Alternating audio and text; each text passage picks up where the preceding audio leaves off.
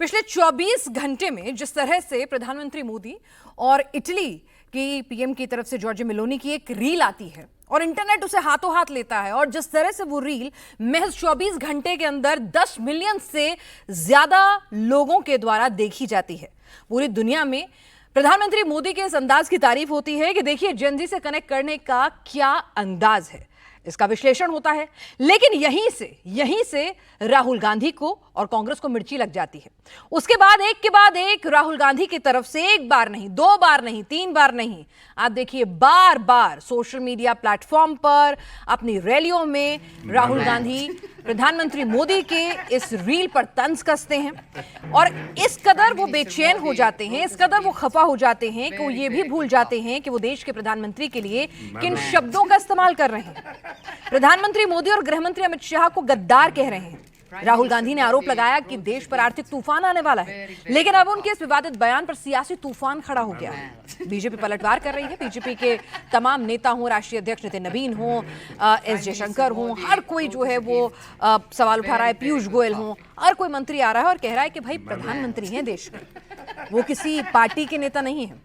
आप उनकी इज्जत रखिए। उनके साथ किस तरह की भाषा में आप बात कर रहे हैं, यह आपकी हताशा को दिखाता है। सवाल यह भी उठता है कि आखिर राहुल गांधी को देश के प्रधानमंत्री से, बीजेपी के नेता से नहीं, देश के प्रधानमंत्री मोदी से आपको क्रिटिसाइज करना है, उनकी नीतियों को करें, लेकिन आप इस कदर उनसे नाराज और खफा रहते हैं कि आप अपने शब्दों का चयन भी भूल जाते हैं। आप इस बात का भी लिहाज नहीं रखते हैं कि आप किस मंच से प्रधानमंत्री मोदी कहां मौजूद हैं, किस मंच की ये रील साझा कर रहे हैं, या किस मंच पर वो खड़े हैं और वहां पर आप क्या बयान दे रहे हैं। यानी कि आप दुनिया को मौका दे रहे हैं भारत के प्रधानमंत्री के खिलाफ। बतौर एलओपी क्या ये आपकी जिम्मेदारी बनती है? सवाल यह भी उठता है कि क्या राहुल गांधी को हार का फटीग और फ्रस्ट्रेशन हो गया है, क्योंकि कांग्रेस बीते 12 सालों में जितने चुनाव हारी है वो लगातार इतने चुनाव पहले कभी नहीं हारी है। राहुल गांधी के नेतृत्व में सब कुछ हो रहा है। सब कोई जानता है कि भले ही अध्यक्ष पद से वो अलहदा हों, नहीं जिम्मेदारी ले रहे हो, लेकिन सब जानता है कि इस वक्त कांग्रेस में जो कुछ भी हो रहा है वो राहुल के कहने पर हो रहा है। तो क्या पीएम मोदी को लेकर राहुल गांधी का बयान कांग्रेस को मिल रही इसी हार की फ्रस्ट्रेशन है, या पर कहीं ना कहीं राहुल गांधी के अंदर प्रधानमंत्री मोदी को लेकर इतनी ज्यादा नेगेटिविटी है कि वो कई बार बतौर एलओपी भूल जाते हैं कि उनकी जिम्मेदारी क्या है? अब आपको दिखाती हूं। इस चर्चा में हमारे साथ खास मेहमान शामिल होंगे। जरा समझने की कोशिश करेंगे कि भाई आखिर अपने पद की गरिमा, देश के प्रधानमंत्री, सबको आप क्यों भूल जा रहे हैं। जरा देखिए 24 घंटे में कैसे बार बार प्रधानमंत्री मोदी को लेकर राहुल ने बयान पर बयान दिए। मगर अब जब आप घर जाओगे, जब ये आरएसएस के कार्यकर्ता आपके सामने आएंगे, नरेंद्र मोदी की बात करेंगे, अमित शाह की बात करेंगे, उनसे आप सामने उनको कहो कि आपका प्रधानमंत्री गद्दार है, आपका होम मिनिस्टर गद्दार है, आपका संगठन गद्दार है, आपने हिंदुस्तान को बेचने का काम किया है। आरएसएस के लोग सुन लो, आपने कहा कि मुझे माफी मांगनी चाहिए, मैं कभी माफी नहीं मांगूंगा, फिर बोलूंगा।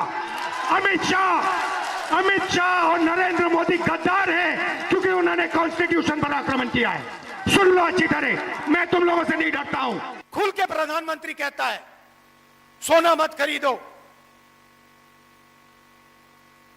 विदेश मत जाओ, और फिर हजारों करोड़ रुपए के जहाज में विदेश चला जाता है। आप लोग चुप रहते हो, आप लोग एक शब्द नहीं बोलते हो,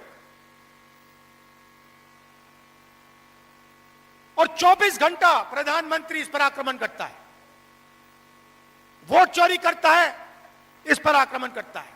पता नहीं आपने आज मोदी जी का वीडियो देखा नहीं देखा? देखा? व्हाट्सएप यूनिवर्सिटी वालों ने देखा? वो इटली की राष्ट्रपति मेलोनी है, उनको नरेंद्र मोदी जी टॉफी खिला रहे हैं। रील बनाई है, हिंदुस्तान के प्रधानमंत्री इटली के प्रधानमंत्री को मेलोनी टॉफी दिए हैं। प्रधानमंत्री को लेकर राहुल गांधी किस तरह से कर्ता शब्द का भी प्रयोग करने से गुरेज नहीं करते हैं। खैर, जब वो गद्दार कह सकते हैं तो कर्ता तो बहुत छोटा सा शब्द माना जा सकता है। अपमानजनक बयान के बाद बीजेपी भी जाहिर सी बात है हमलावर है।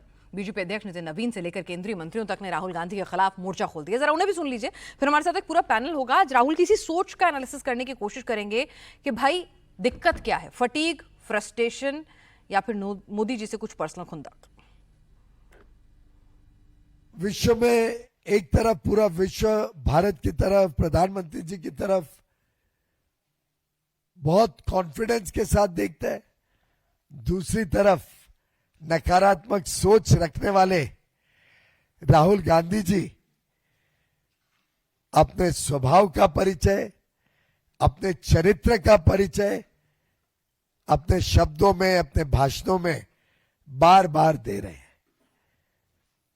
ये अलग बात है कि भारत की जनता उनको एक के बाद एक ठुकराती है, एक के बाद एक वो चुनाव में हारते हैं।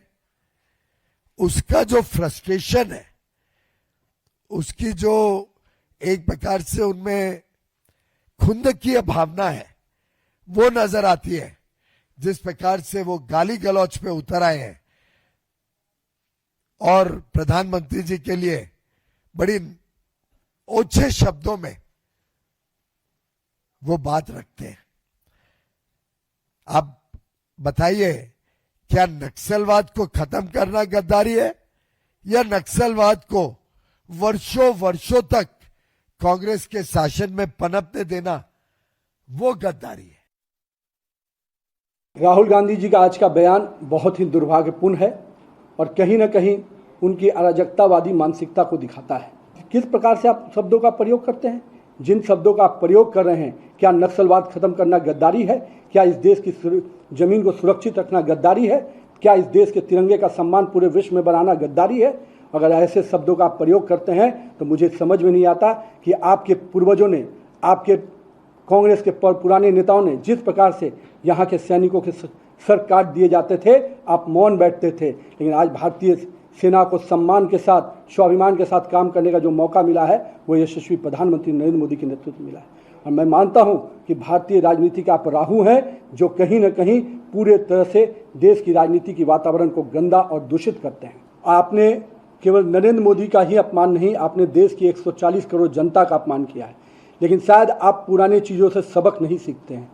देश की जनता ने जब जब आपने आदरणीय नरेंद्र मोदी जी का अपमान किया है, तब तब इस देश की जनता ने नरेंद्र मोदी को जीत दिया है। देश की जनता ने जीत का माला नरेंद्र मोदी को पहनाने का काम किया है। तो आने वाले समय में भी आपको इस बयानों के लिए, दुर्भाग्यपूर्ण बयानों के लिए निश्चित रूप से बड़ी कीमत चुकानी पड़ेगी।